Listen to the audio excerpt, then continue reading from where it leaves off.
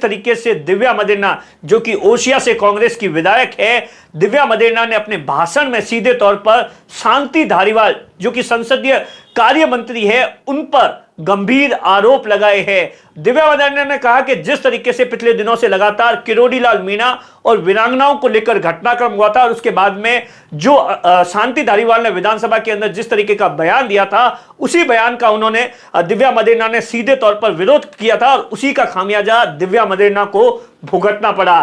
दिव्या मदेरणा का सीधे तौर पर यह आरोप है कि 44 जो सड़कें थी जो कि पिछले 3-4 महीनों से लगातार उन सड़कों को लेकर तमाम चीजों का जो कागजी कामकाज है वो चल रहा था, 2 दिन के अंदर उनकी विधानसभा की 44 सड़कों को निरस्त कर दिया गया सिर्फ मंत्री जी की इशारे पर, क्योंकि उन्होंने मंत्री जी के बयान का विरोध किया था। दिव्या मदेरणा ने यहां तक कह दिया कि जिस तरीके से शांति धारीवाल लगातार बयानबाजी कर रहे हैं, इससे 2023 विधानसभा चुनाव में कांग्रेस को भारी नुकसान होने वाला है और कोई नहीं तो कांग्रेस की नैया शांति धारीवाल ही डुबो देंगे। क्योंकि जिस तरीके से दिव्या मदेरणा का कहना है कि जिस तरीके से चाहे जाट हो, गुर्जर हो या मीणा, इनका 45% वोट है जो कि हमेशा से कांग्रेस के साथ में रहा है, लेकिन जिस तरीके से सरकार इन जातियों के साथ में व्यवहार कर रही है, बयान दे रही है, तो इसका खामियाजा 2023 में विधानसभा चुनाव में कांग्रेस को भुगतना पड़ेगा। दिव्या मदेरणा ने मंत्री को सीधे तौर पर इस बात की चुनौती दे डाली है और मुख्यमंत्री अशोक गहलोत से यह डिमांड की है कि अगर उन्होंने इन 44 सड़कों के निरस्त को लेकर अगर जो इंटरफेयर नहीं किया तो दिव्या मदेरणा अपनी ही सरकार के खिलाफ धरना दे देगी और अगर जो मंत्री जी में ताकत है तो रात को 3 बजे मुझे उठा दे, यहां तक भी कह दिया दिव्या मदेरणा। जैसा कि आप सबको पता होगा कि दिव्या मदेरणा हमेशा अपनी बेबाक बात के लिए जानी जाती है। सबसे पहले मैं आपको सुनाता हूं कि दिव्या मदेरणा ने क्या कुछ कहा है विधानसभा के अंदर, सुनिए।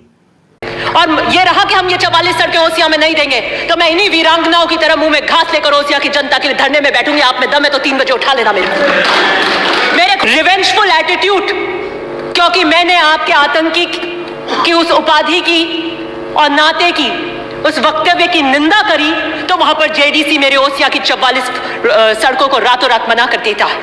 But I believe that this decision by the JDC to tell me that not a single road will be given to OCA is a manipulative behavior according to political revengeful attitude। मैं उनका दीदार करना, मंत्री जी का मेरे को दीदार ही नहीं हो रहा। उन्हें भी मुस्कुरा कर कह दिया गलत में हाँ से हाँ मिलाना मेरी विरासत नहीं है। इस धरती पे दोजख का नाम कारागृह को कहता है, उसी कारागृह पे मैंने 10 साल सजदे किए हैं। मैंने कहा कि हम तो डूबेंगे जो डूबेंगे सनम, तुमको भी साथ लेकर जाएंगे। तो मैं नहीं डूबूंगी, मैं तो पहले भी नहीं आई थी।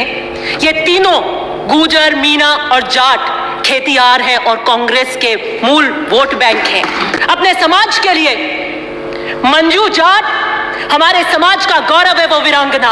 अभी जाट महाकुंभ हुआ था, नहीं सुनेंगे हम इस तरीके की प्रथा।